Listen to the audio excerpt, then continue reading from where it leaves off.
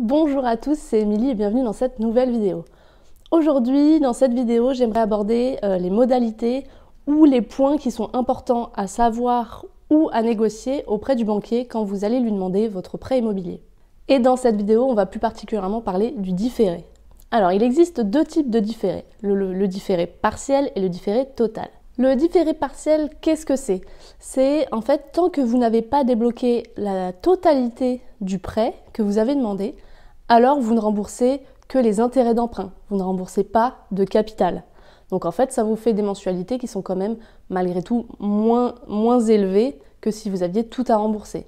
Donc ça vous permet comme ça de gérer un petit peu en fonction de la somme que vous débloquez. Par exemple, si vous avez des travaux, vous débloquez petit à petit la somme pour payer les entreprises de travaux et donc vous aurez un montant d'intérêt à payer qui sera proportionnel à la somme que vous allez débloquer. Donc voilà, ça vous permet de gérer un petit peu mieux votre budget. Il y a plusieurs banques qui l'appliquent d'office sans même vous demander, donc vous n'avez même pas à le demander. Elles le font d'office tant que vous n'avez pas débloqué la totalité de votre prêt.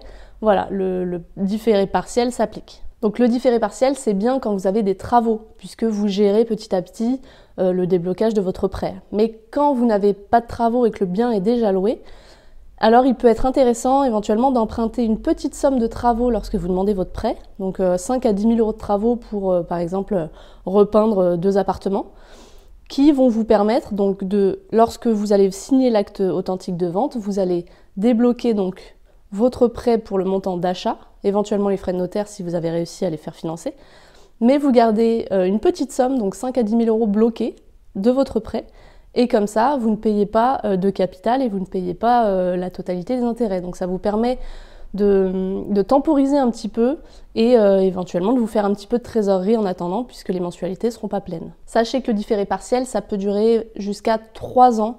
En général, voilà, les banques accordent jusqu'à 3 ans pour bénéficier de ce différé partiel. Le deuxième type de différé qui existe, c'est le différé total. C'est-à-dire que vous ne remboursez ni capital ni intérêt pendant la durée que vous avez négociée. Alors ça peut être 3, 6, 12, 24 mois. Alors j'ai jamais entendu plus de 24 mois, mais peut-être. Voilà. Donc jusqu'à 24 mois, vous ne payez rien. Donc vous payez 0 ou éventuellement l'assurance, mais c'est tout. Et ensuite arrivent les mensualités qui seront par contre pleines. Donc tout qui correspondront aux mensualités totales sur votre prêt demandé. Le gros intérêt de ce différé total, c'est que ça vous permet de faire de la trésorerie. Donc tous les mois, vous encaissez les loyers, mais vous ne dépensez rien. Donc voilà, ça vous permet de faire vraiment grossir votre épargne rapidement. Par contre, c'est pas toujours facile à négocier. Donc voilà, ça dépendra de la banque, ça dépendra de votre conseiller bancaire. Voilà, faudra lui prouver par A plus B que c'est possible, que vous en avez besoin.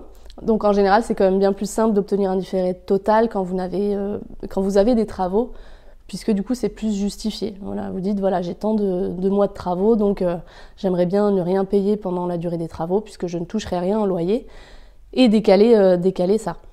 Après, c'est déjà arrivé, moi je connais des gens qui ont réussi à avoir un différé total même avec un bien qui était entièrement loué. Donc voilà, c'est à vous d'être bon dans la négo. Si vous avez un immeuble, si vous voulez acheter un immeuble en tout cas qui a beaucoup de travaux, attention, réfléchissez bien, c'est quelque chose qui se réfléchit mûrement. Donc votre choix entre est-ce que vous demandez un différé total ou non, voilà.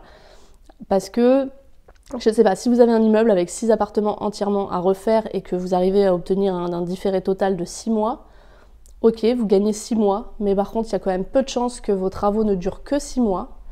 Donc, vous allez vous retrouver avec 6 mois tranquilles, mais une fois passés les 6 mois, vous allez payer plein pot sans pour autant avoir loué les appartements.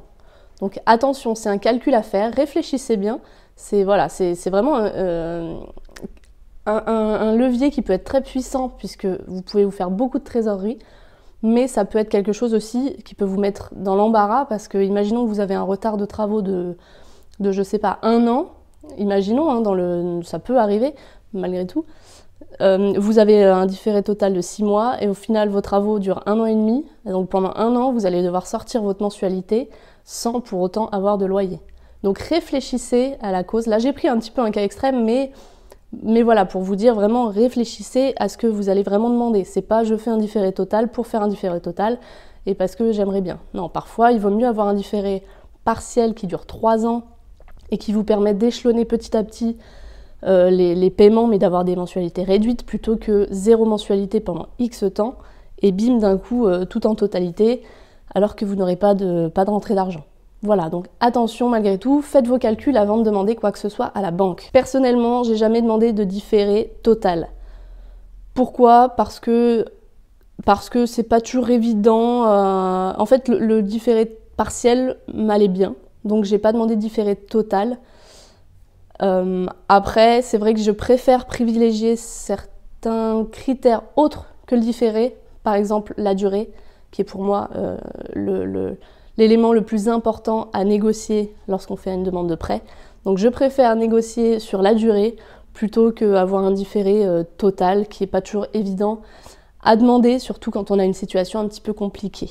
Voilà, donc j'espère que vous en savez un petit peu plus sur le différé.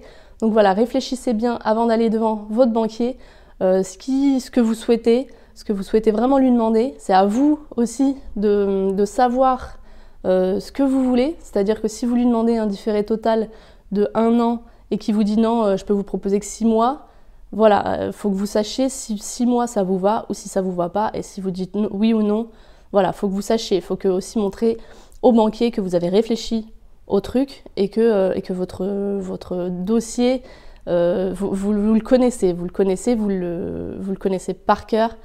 C'est votre truc, c'est votre bébé et vous avez vraiment envie de le faire. Donc voilà, il faut vous connaître votre projet sur le bout des doigts quand vous allez chez le banquier et savoir exactement ce que vous voulez ou non lui demander pour avoir un projet viable. Et voilà, c'est tout pour le différé. J'espère que vous en savez un petit peu plus.